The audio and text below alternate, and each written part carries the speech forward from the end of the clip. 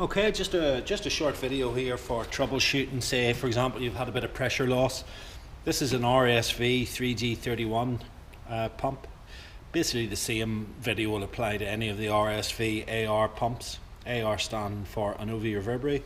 So let's just take a quick walk around the pump here. So this is basically the outlet. This is where the water comes out, attaches to your high pressure hose and goes to your lance.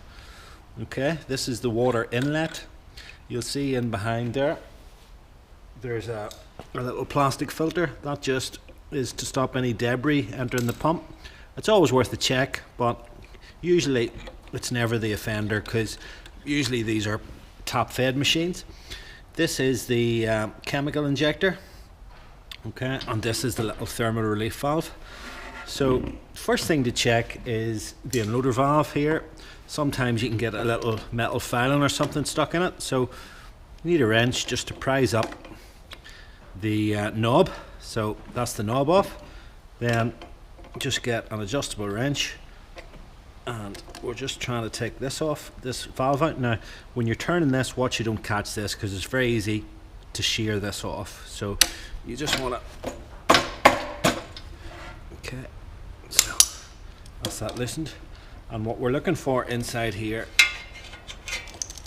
is just maybe a little, could be a little piece of thread off one of the couplings, or could be a little metal filing, a little bit of debris of some description. And the little bit of debris would be stopping this from sealing on the little seat in there. Okay, so we can see there, this is a new machine, there's nothing wrong with this, but this is just to demonstrate some of the checks. So we can see there it's clear. So that's check one. Other check is I've already these loosens just to save time in the video. So basically 8 Allen key bolts or hex head bolts, just wiggle that. Okay, first of all, these are your 3 pistons. When you pull the engine over, just check that all 3 pistons are moving. Okay, so we'll call that check number 2. And the third check is to just look basically into the valves, check for any collapsed valves, etc.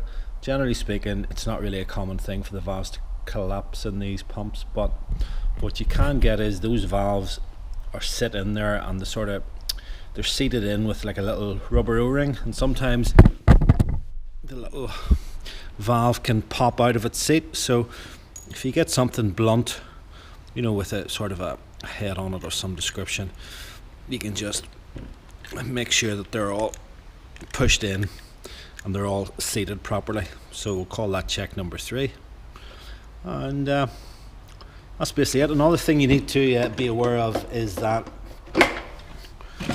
your coupling that goes on here, sometimes you can get hose lock couplings that have a little auto stop valve inside that basically doesn't let any water through unless it's connected to something. They're a big no-no because it restricts the flow in. So if you have one of those, forget about that. Just get a normal coupling that doesn't have the little auto stop valve inside. Okay, and yeah, that's a few wee troubleshooting steps there that you can try out if you're having pressure problems.